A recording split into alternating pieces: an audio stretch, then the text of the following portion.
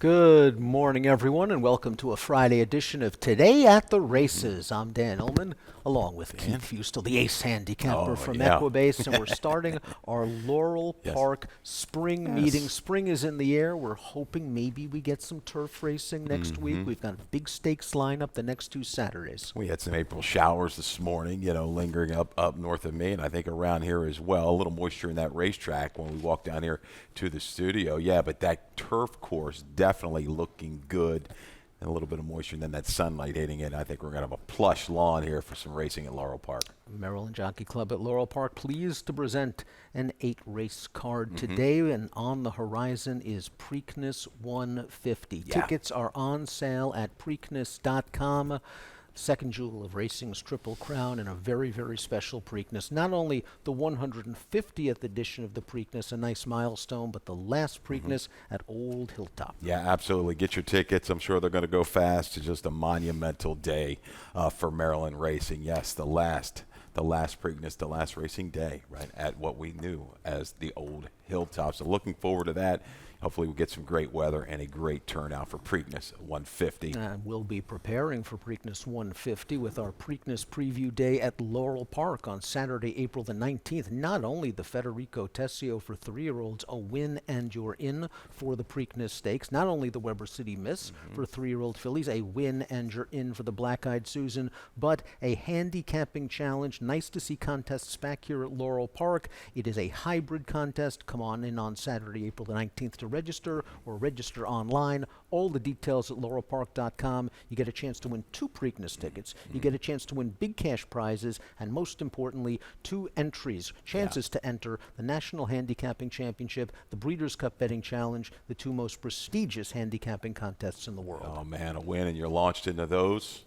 Yeah, you're talking some serious money now. Life-changing kind of money if you can take that down, either the BCBC or the National Handicapping Challenge. So, yeah, I'm looking forward to that. I know I got a couple buddies who are going to be lined up and ready to roll to fire some bullets in that handicapping contest. Let's take a look at the weather conditions for today's 8-race program at Laurel Park. We had a little bit of rain yesterday. The track is currently listed as fast, but it looks like there's some moisture on the main track. Yeah, I'm probably going to start this card with our Equibase charts as good. I'll see if they bring those Harrows out again, but right now sealed up.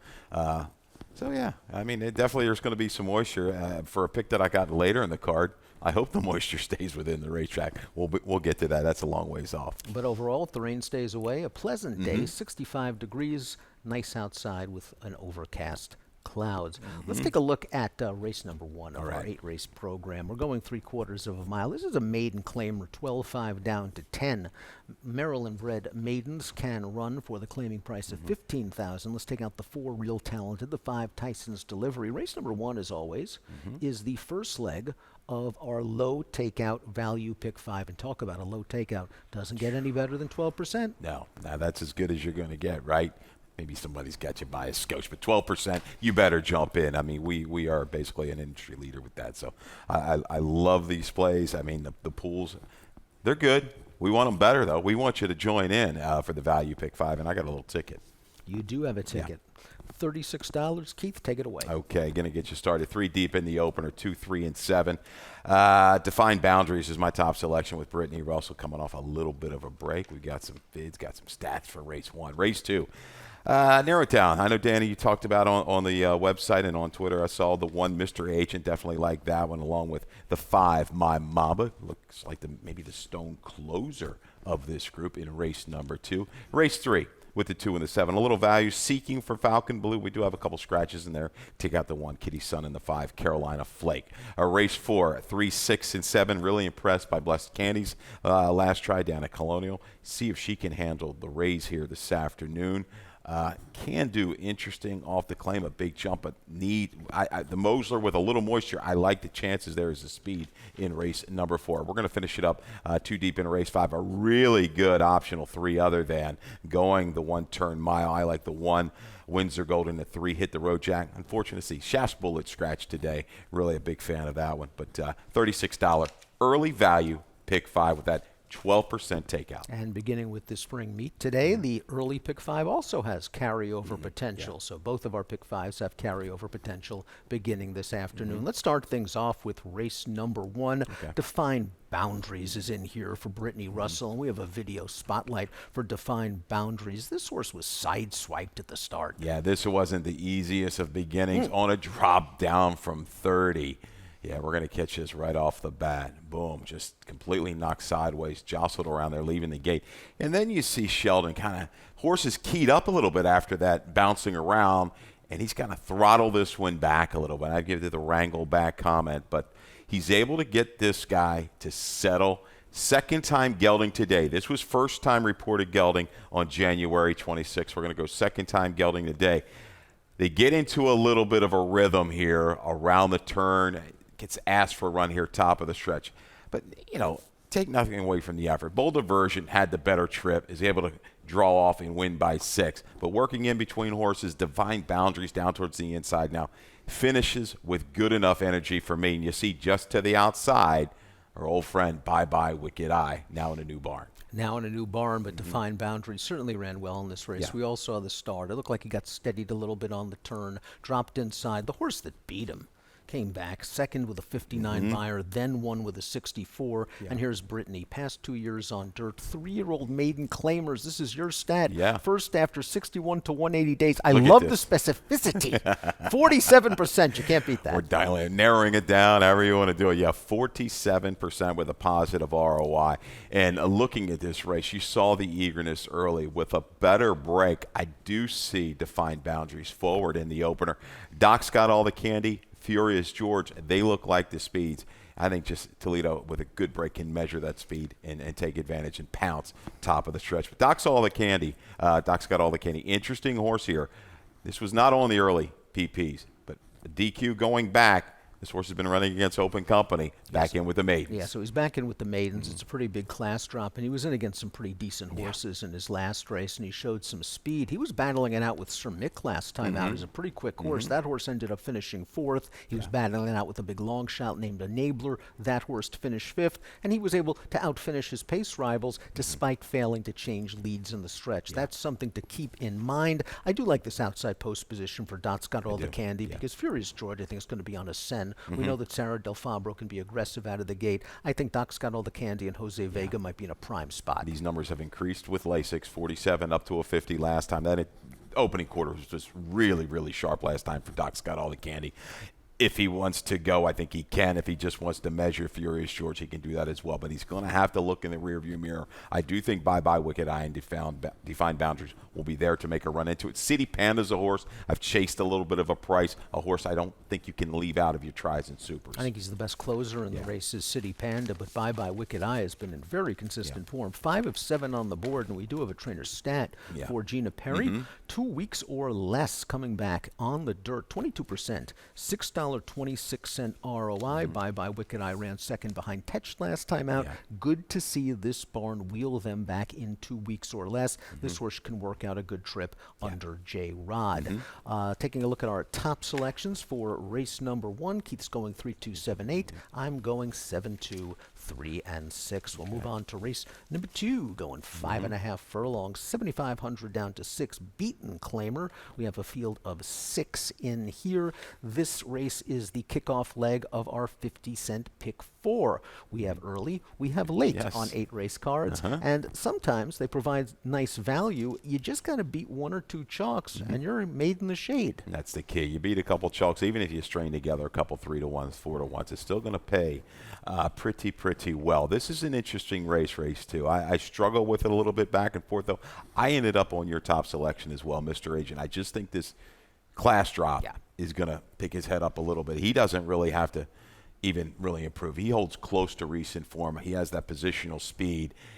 He usually breaks okay as well with a horse like the Wolfman, who you saw got in trouble a couple races back here before recovering to win. Mr. Agent with Thais Lapistine, I think, will be put right into it and get good po. I just think he was 9-2 last time out against horses like Shape Note, who came back to win the runner-up from that race, then came back and earned an 80 Myers speed figure. And Joanne Schenkel and Thais Lapistine have done some really good work already this year. Bill of Rights won at 7-1. Ginger Girl won at 5-2. Both of those horses have won since February the 28th. So we've got a horse with tactical speed dropping in class, and I think 5.5 is going to be okay. I know he didn't do much last time out, but I just think it was the class. Yeah, he's laid close to some pretty quick horses, even out to 7.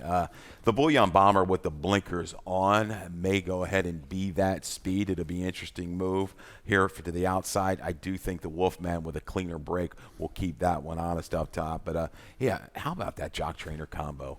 I mean, Lapistine Schenkel, close to 30% in the ROI, right around $3. You got to love that. So a major player here in race number 2. Video Spotlight horse. Let's look at the 5, My Mamba, coming in for Kieran McGee. Kieran with 2 runners in today's second race. But My Mamba looking for a little bit of heat up front to close in. And this will be, again, Kieran off of the claim. And we see My Mamba in the gray. He is tracking this pace 3 wide right now. And this is a situation that My Mamba likes. They're going hot and heavy up front, hammer and tongs, tooth and nail, however you want to describe it. It's what My Mamba likes because he's going to sweep by. Yeah, he was just flat last time out. I don't know. I expected a little bit more out of him. He just lost contact early, 12, 13 lengths out of it by the time they were at mid-turn, and just could not pick it up on that track. Sunset Town able to kind of hold off and beat Minister for Magic, who came back to run lights out. And this is a race against open 7,500s. He's dropping into the conditioned off his last 2 races, which is a pretty substantial drop. So you always want to watch the conditions and read the conditions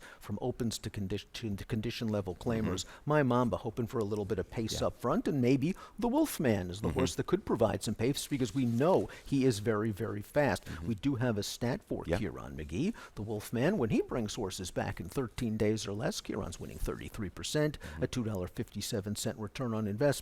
This horse looked good 2 starts back. You were on him. He overcame a hop at the start, rushed up, and then just sustained his bid. Yeah, no real excuse last time at Charlestown, but a little different. Sometimes, that run into that first turn with the horses, like a horse like Mangato has been running up there for quite a bit.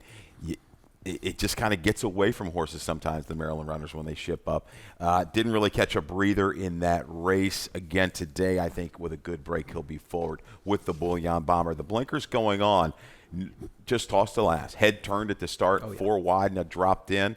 A little willingness through the stretch. Do you think he's right to the front today? Well, it's going to be really interesting to see how the Wolfman breaks. I'm not sure if the Wolfman's going to go for it. I think the Bullion Bomber will with blinkers on. And last time out, he didn't break well. He ended up getting wired by Johnny French Fry. His best tactics are when he goes out to the lead. But we saw him in the race that My Mamba won. He was part of that pace battle. Maybe he hooks up with a Mr. Agent. Maybe he hooks up with the Wolfman, and it set things up for a kicker. I like Mr. Agent's tactical speed. I like the class drop. I think it'll be a fair price. 1-5-3-6 for Keith, 1-6-3-2 for me in race number 2. Let's move on to race number 3. We're going a 1-turn mile. Maidens 45 down to 36 with Maryland breds eligible to waive the maiden price. We'll scratch the 1 Kitty's Son. We'll scratch the 5 Carolina Flake. This is the first leg of our Chesapeake Pick 6 20-cent minimum wager. Pick the first place finisher in each of the final 6 races on today's program and win a nice prize. Yeah, get yourself a little party, a little gift on the way out the door. Stay around, right, and put it right back into the windows. Third race. Who do you want to start with? Falcon Blue. Let's start with Falcon Blue. A horse that I'll give away is going to be a value horse for me on this afternoon's card. I thought race 1 debut here on February the 14th was really, really good. Was able to kind of settle back off of that pace at 7/8. Closed very willingly, and I like to comment, if you go back and read our long note, finish good energy. I thought the gallop out was good. Falcon Blue last time out just hopped a little bit at the break, off in the air, caught wide, no real run. Colonial closed in ever so slightly the last 8, but a difficult task down on that racetrack. I think today we've got an inside post. We're moving back out. Lots of positive. Tim Keefe with the first Lasix. Tim Keefe with the sprinter route, especially with these mates. He's been good year in and year out. Protect moves with the claiming price waived. I like Falcon Blue to get involved a little bit sooner, I hope, than what he's been, because looking at this race, Not a ton. St. Pete's Passion might go outside. I want to see this horse fairly close mid-turn. I wonder if St. Pete's Passion is going to show some speed. I wonder if Foggy Dew is going to end up being the speed of this race. We'll quickly take a look at Foggy Dew's career debut way back last April. And Foggy Dew just doesn't really get away great. A first-time starter breaks inward. He ends up being in a little bit tight while racing in mid-pack. And then he was green. We saw him again, get bounced around. You could see he's a really big, good-looking gray son of Irish war cry. It takes him a little bit of time to get in, but here he's going to get in a little bit tight, and now he's going to have to get to the outside. Now he commences around. Look at his head. Way up high in the air. He's got a long way to run, but he is going to keep on going despite being green. Yeah, you might see a little change of equipment here, maybe a shadow roll. Maybe they run a little different bit. But you say it's been a while since April at the 1 mile distance. One thing to his credit, looking at this breeding, the mile should be just right up his alley. Had some steady works leading into this. Rainy Skies came out of that race to run well. So he faced the right kind. Layoff is a concern for me, Foggy Dew. But, man, he dropped inside here and picked it up late. He was good through the gallop out, gets in front of Rainy Skies. I'm anticipating this return for the son of Irish war cry. I'm expecting this horse to run very, very well with the extra distance, as you mentioned. He does have the pedigree. He does have the physique. And I'm just going to trust this barn to have this horse ready and going to have the tactical speed to stay close to moderate fractions, along with St. Pete's Passion. I scratch into him. I liked Carolina Flake on top. I thought St. Pete's Passion ran okay last time out. The pace wasn't very fast. He was in the pocket. He angled out 3 wide and then just couldn't go with those 2 horses in the stretch. But he did finish ahead of 2 next out winners. And the horse that did win that race then came back and ran third in a first level allowance with a 74 buyer. So he fits with these horses from a class perspective. I hate being hung out wide going the 1-turn mile. So hopefully he can save a little bit of ground. Yeah, I mean, maybe this 5 o'clock somewhere, you see a little bit of speed down a Kelowna to the inside, go ahead and leave. I think St. Pete's Passion, J-Rod's going to have that run into the far turn. I don't think he's going to be caught terribly wide in this 5-horse field. He'll get position, bring a finish. You're right. Key race last time out up at Parks. I don't want to leave this race without discussing the 3. Tell him I'm coming, who made his circuit debut last time out. He was bet down to 5-2. I know it was only a $30,000 maiden claimer. He lost all chance at the start. He clipped heels. He stumbled. He was far, far behind, and he was running on a little bit at the end. He sheds 10 pounds with the bug rider aboard, and if somehow this pace gets out, because he's a late runner anyway, even without a bad start, I can see this horse picking up some pieces. No doubt. Second time in the barn, a corral. He's off a 6% trainer. Yes, improvement with a cleaner trip, certainly likely.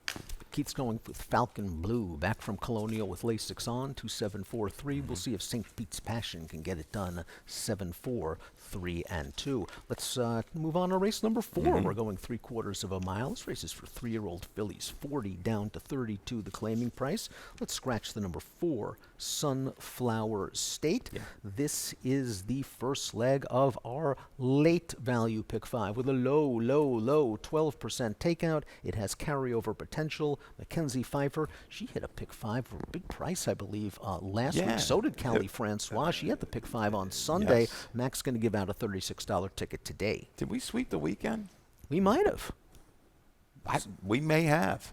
I mean, everybody had one each day, right? I believe. So, hey, give ourselves a little pat on the back. You know what I like to say? A pat on the back's a good 6 inches away from a kick in the can. I'm going 0 for 8 today. All right. All right, Mac, let's see what you got. $36 ticket, 2 deep to get you started. I like these 2. 3, Blessed Candy, the 7, It's a Monster Mash. Race 5, 2 deep again. Windsor Gold hit the road, Jack. I do think they're the fastest horse, consistently faster than this group. Maybe a horse like Wow Vine off the claim will jump up and run huge for Nest. But I like 1-3. Race 6, she goes Rad Paisley, Addie's Laddie, TNT. Rad Paisley, pretty quick, freshened up here. Schenkel, Toledo in race number 6. Race 7 with the 2, 3, and 5. Wrap it up in the 8th with the 1, the 5, and the 6. I like Sweet Heidelberg was a horse I thought, looking at that price that I think we were going to get, I was hoping for this track to stay almost muddy Don't know if we're going to get it, but I still think she's got a shot in there at a good number. $36 ticket. And we both have one of Mac's 2 horses in her late value pick 5 on top in race number 4. That's the 3 Blessed Candy, who looked just so good last time out at Colonial. I know it was only a $20,000 race, but it just seemed like that track was favoring speed most of the way. She did get close, but then she wound up back in the pocket, and then she angled out. So she kind of made 2 moves in that race, Yes, she and did. she won without feeling the sting of the whip. It was a ridden-out victory. Good ride that day by Paco, and just kind of flashing the crop through the last eighth of a mile. Little stat here for Machado. I did not add this one in, but I'm going to give it to you, right? Okay. Last 2 years on the dirt, 4 for 12, 33%, 8 for 12 in the money with this 50% jump. ROI, 873. Pay attention. Blessed Candy, I think, will maybe be that first run into Can Do. It's the Monster Mash, I think, will be close, but I think good stalking trip in store for the 3. It's a Monster Mash was in tough at Colonial last time out, turning back to 5.5 furlongs, facing his arch monster nemesis, Green-Eyed Monster. funny. If you don't believe us, here's when the monsters hooked up. The Battle of the Titans, It's a Monster Mash, and Green-Eyed Monster, 2 starts back. I'm on It's a Monster Mash, so you know how this is going to end up, folks. It's a Monster Mash is tracking the pace here 3 wide, and he's going to get the jump on his uncoupled Jerry Robb trained stablemate. I thought he was so game when he was confronted in the stretch. Oh, yeah, it worked out a beautiful trip, Torrealba, right? Inside, eases out, gets command, going to shake free here in mid-stretch, and just gets nipped right at the wire. Green-Eyed Monster, maybe just a little too much determination here the last eighth of a mile. But last time out, again, you're shipping down there, different surface.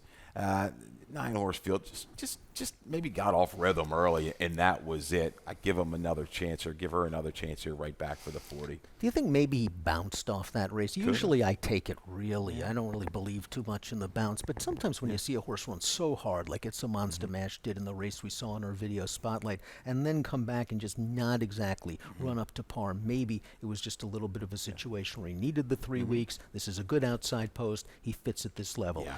One of the keys to this race, we talked about Joanne Schenkel, Tyus Liapestina, very strong combination. They have Can Do off the claim. There's a chance that Can Do can shake loose in this race. Yeah, with Liapestina and inside Odd Day, that's Rudy's got Torrealba. Yeah, Can Do, I think.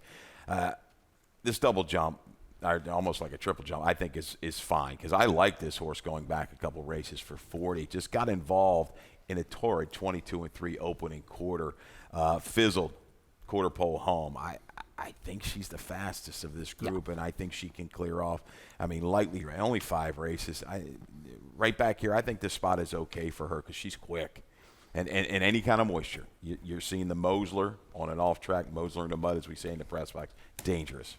Blessed Candy, we'll see if he could handle she could handle a little bit of a step up in class, but she sure looks sharp off that most recent win. You have to expect it to Monster Mash with a graveyard smash on the outside. 3761 for Keith, 3765 for me. 4 down, 4 to go. We're going to take a break, and we'll be back in a moment on Today at the Races. Baltimore! To the city of Baltimore, to all the fans watching around the world, riders up!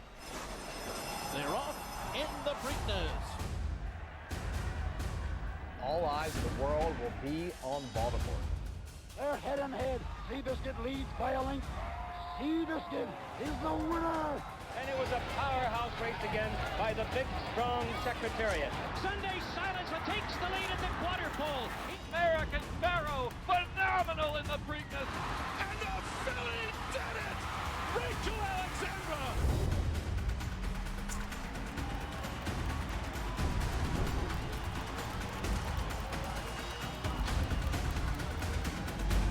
Here is Smarty Jones. He wins the Preakness by a dozen lengths. She's the brave, wins the Preakness.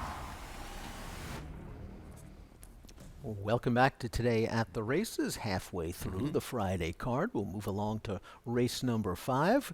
This is Our feature race of the day, and it's a good one, going a one-turn mile, third level allowance with an optional claiming range from 55 down to 40. We'll take out the 6, Shaft's Bullet. This is the first leg of our late pick 4 50-cent wager. Again, 2 pick 4s, races 2 through 5, races 5 through 8, and this is a great way to start the 50-cent pick 4 because you've got some really sharp horses coming from everywhere. Let's start things off with a Windsor Gold. We've got a little bit of a video spotlight for this horse who scored last time out at Parks for Mike Moore. He's down on the inside in this race, and he's traveling very comfortably, but he has a very daunting task ahead of him because Spike Zone is a win machine. Yeah, he's got a pretty good horse. What, he won 25 races last year. So Spike Zone just wins, and he comes out of this race, and runs, a 101 here behind Rominski. But this was a good patient ride by Wolfson, who's going to be back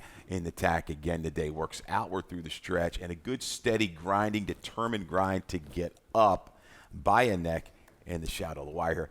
And I tell you, they've worked with this horse a little bit. He kind of had that speed. You go back on his pages. The 2-back try, far back rail rally. Well, sorry guys, I gotta change that note a little bit too. That horse got in trouble early at the first couple strides out of the gate. Put him in a real bad spot January 28th. So excuse 2-back, learning to kind of finish. Wolfson, you saw, got along with him beautifully. The first, I think, leaving the chute's the key for Windsor Gold. Here's a trainer stat for Mike Moore. And Mike knows where to place these horses when they're sharp. Last out winners, 3 for the last 11, but 10 on the board. 27%, 273 ROI. Windsor Gold was just better than Spike Zone in that race. It's not like that pace was fast. When a horse like Spike Zone gets away with a 46 and 3/2 and is 3 in front turning for home, he's supposed to win. And Windsor Gold charged him down. We'll see how he deals breaking from the inside post, but I do like his tactical speed. I think he can work out a good trip. Hit the road, Jack. This horse with Lasix has been unstoppable. I got, 17.5 length margin when you add them up. The last 3 races with Lasix last time out, it was just kind of a free square at 70 cents to the dollar. Was able to kind of go ahead and prompt that slower pace between draw and clear. Never challenged from the top of the stretch home. Now he's going to have a little bit more work to do, some traffic maybe to navigate at the 1-turn mile, because there's some horses that are going to be a little bit quicker. I think he's going to be 5-6 out of it probably by mid-turn. But the consistency, the recency with the Lasix, tough to deny. Hit the road, Jack. I'd say, he's the horse I think to beat. I think at this 1-turn mile he's going to bring that finish. Windsor Gold, though, he's had a lot of try 28. He's moving in the right direction, coming back with 2 bullets off of that win over Spike Zone. So 2 really good heavy hitters here coming at you in the 5th. But you know what? There's some other guys lurking that have serious shots. There certainly is. Hit the road, Jack's truly a specialist at the 1-turn mile as well. That gives him a little bit of an edge, but you can't throw out the 5 Mind Tap going out for Brittany Russell. Note the jockey changed to Sheldon Russell in this race. Mind Tap was so good 2 starts back. It was his first start off a substantial layoff. He was pulling it a little bit eager early, but he was traveling so sweetly on the turn and into the stretch, and then he just fired on home. And maybe it was a situation with him where he regressed the first after the first race off of a long layoff, and maybe that slow pace that Wild Vine set worked against him. I think he needs a little bit of pace, and I think he'll get a fair pace to attack here. Yeah, I think Shaft's Bullet coming out, I think he was going to be close enough, but Secret Zipper can still carry, should guarantee an okay enough flow for Mind Tap. The horse I'm concerned about, you just mentioned, there's a little stat for Brittany between talk about a little stat. Between January 31st and March 29th, 36% winners and a positive ROI. Who needs to handicap? He just bet Brittany. All she does is win right now. But Wild Vine, I don't know if you can kind of dismiss this guy. Last race, 3-1, 7-2, just kind of flat. Had aim. I thought would kick on a little bit better with the Lasix back on, but for Ness to jump in, take his shot. He likes something.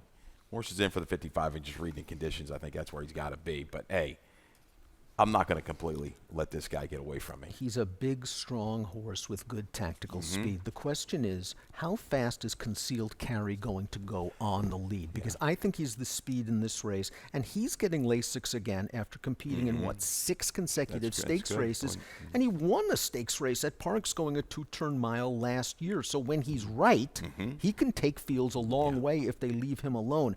His last race, he got caught up in a speed duel against Tougher in the Stymie. The race before that, Maybe he didn't care for the muddy track. So if all of a sudden he's dirtied up, you got a second in a stake, a win in a stake, and a potential loose speed at a price. Yeah, and I think it's going to be right. All systems go for Haddock. Let's go ahead and try to clear, slow it down a little bit, leaving that far turn. I think Secret Zipper, he's quick, but he's not as quick if Concealed Carry really wants to go. And I don't think he wants to go with him early. I think lay a couple lengths out of it and try to pounce mid-turn. But, man, you're right. If this 4-horse is clear into the lane and you see a half in like 47 and 3, 4, could be tough to reel in. A lot of folks will be playing the It's a Monster Mash, Hit the Road Jack natural double, I think, today. You're going with Hit the Road Jack. I think that maybe the Parks Invader, Windsor Gold, can get it done again. Same exact, different order. 3-1-8-5 for Keith, 1-3-5-2 for me. Race number 6 is at 3/4 of a mile. It's a starter optional claiming race with a $24,000 purse. Take out the 7, Sunset Town, which leaves us with a field of 6. I want to start things off with the number 2, Rad Paisley. Usually wears cheek pieces. I'm assuming after being reclaimed by Joanne Schenkel, we'll see the cheek pieces on one more time. We have a video spotlight for Rad Paisley. Yeah, we're going to go back to the 2-back race, right? November the 16th. Got out here at 5.5. Now we're going 6 today. He can handle 6. 22 flat. Rate is my comment. Too wide. Okay, that means this horse was doing it well within himself. Resolute to the wire. Digs in. Back in this barn, a little freshening. Toledo today, going to need a sharp break, but gets an assist. And I definitely could have changed up here because I think Sunset Town coming out really helps Rad Paisley. I know pit stop, man, it's quick.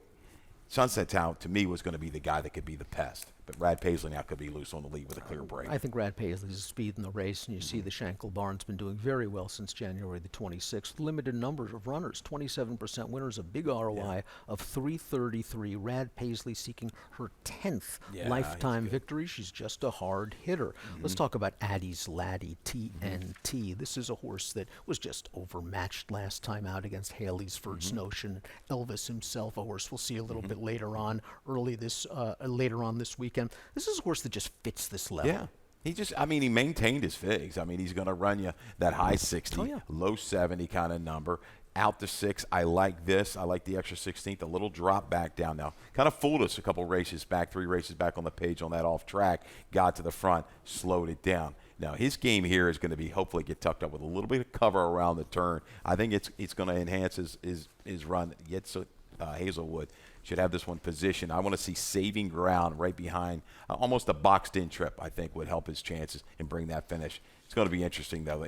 Rad Paisley gets that help with that scratch. Pit stop man's going to have to put the pressure on early. Robbie Bales had a big week last week, and he's going to send out the 6. Good Luck Chuck off a little bit of a layoff. I liked what I saw from Good Luck Chuck in his final start last year. It was at Mahoning Valley. It was a wet track. He must have been 5 wide on the backstretch, pushing the pace, was hung out all the way through the turn, and he really had to grind it out to get the bob on the wire. Now, he's been entered and scratched twice since. He's an old-timer making his 9-year-old debut. But when he's right, he's another horse that's very, very versatile. And Robbie knows him. Robbie had him way back, right? From the debut in 2019 to August of 22. Had a really won plenty of races with Good Luck Chuck.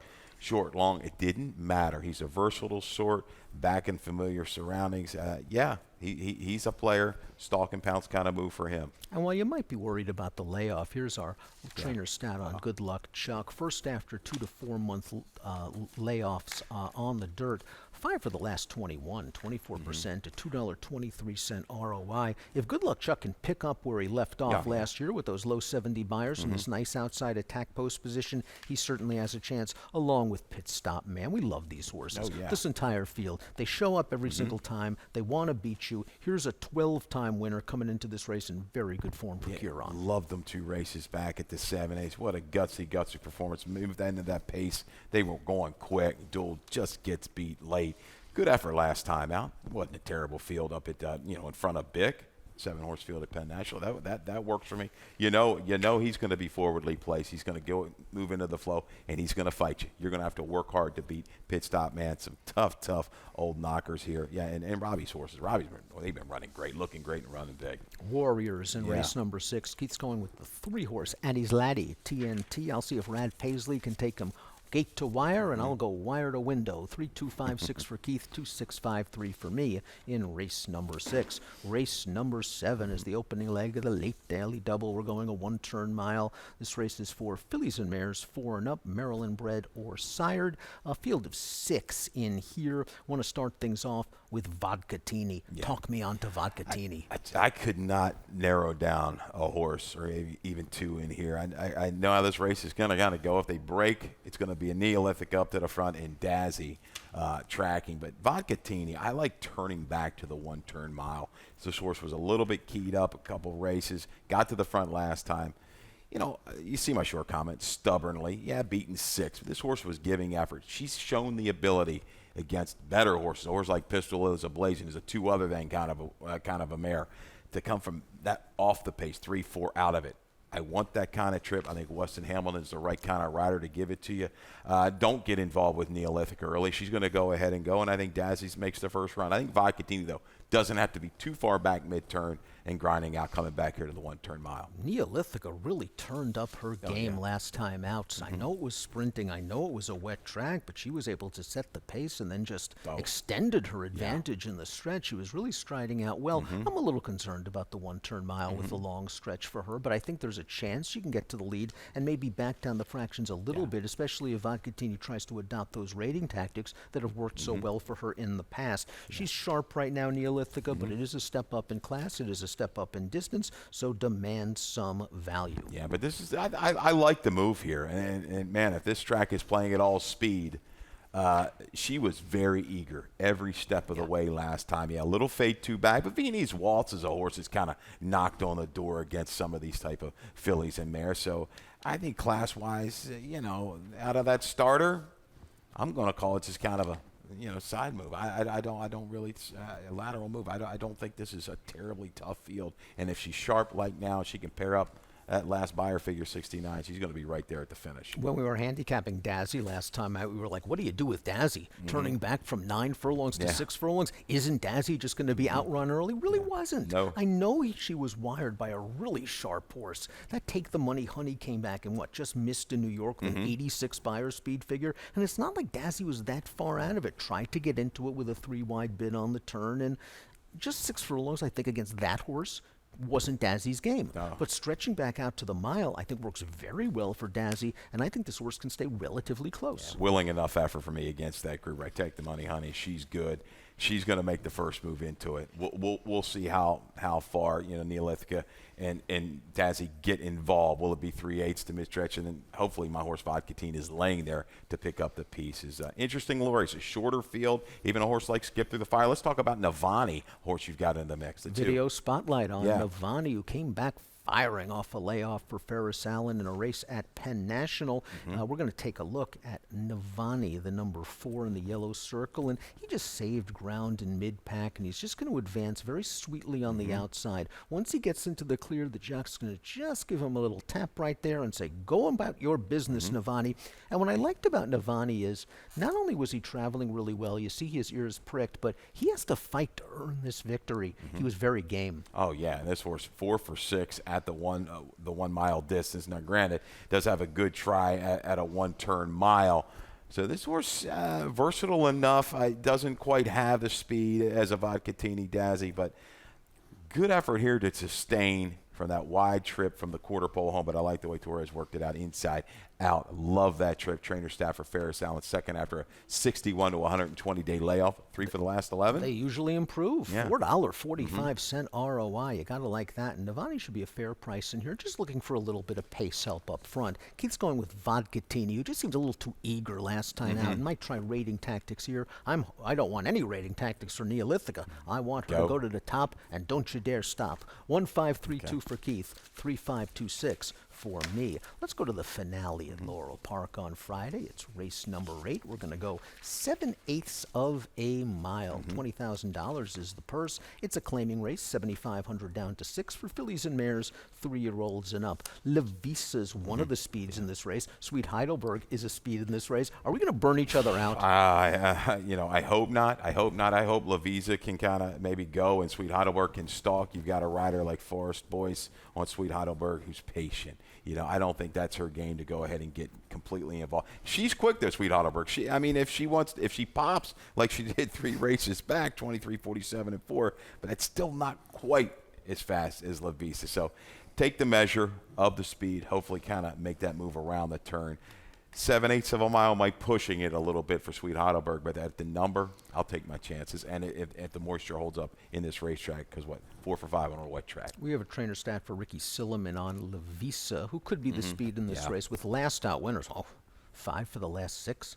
$11.37 return. Okay. Now, That's a Lavisa's good one. probably going to be the favorite in this race. Not going to help your RI too much, but when you got $11.37, how much help do you need? Yeah. Lavisa is not only the kind of horse that's fast from the gate, but can sustain through internal fractions, as she did last time out. 23-2 for the opening quarter. Yeah. Then no real breather. 23-3 for the second quarter. Yeah. And then the runner-up was coming at her for the entire stretch, and Lavisa was just able to fend her off. I don't mind her at 7 furlongs, where she can maybe extend through that second quarter if Sweet Heidelberg can't keep up, and then it's all about whether she can hold off the closers. And one of them is one that's been knocking on the door, Fainer's Fillets. Yeah, absolutely, and a really good effort at the 1-turn mile last time.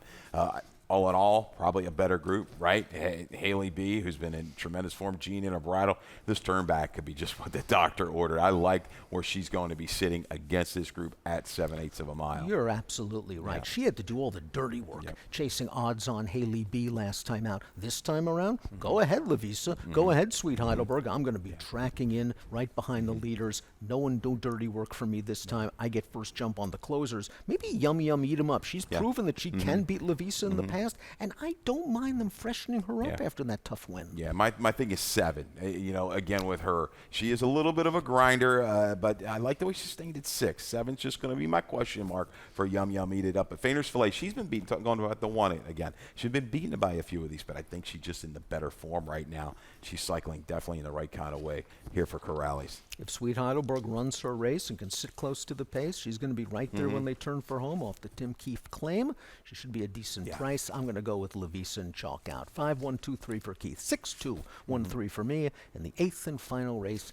at Laurel Park on Friday. Keith, best play time. It's opening day of the meet. Make it 1,000%. Earlier on in the card, we're going to try. Third race, number 2, Falcon Blue at a 6-1 morning line. Will come down a little bit, I believe, with this scratch of the 1 Kitty Sun and the 5 Carolina Flake. First Lasix to stretch out. All kind of different angles that work for this trainer. Obviously, Forest Boyce and Tim Keefe, when they've teamed up in the past, they've done quite well year in and year out. But I think looking at this race, the way it's going to set up, he needs to be forward enough. I think he has got enough natural speed against this group to lay close mid-turn and just go ahead and take it from there. It's no runaway because Foggy, we don't know how good this guy is. He was green. We haven't seen him. And St. Pete's Passion certainly has faced the right kind. But the value still holds for the 2, Falcon Blue. I'll go the race previous, race number 2. That's going to be Mr. Agent, breaking from the rail, 5-2 on the morning line. Just think the class drop is key here, and he has the tactical speed to stay within range. 21 minutes to post for race number 1 at Laurel Park on Friday. The track is currently listed as fast.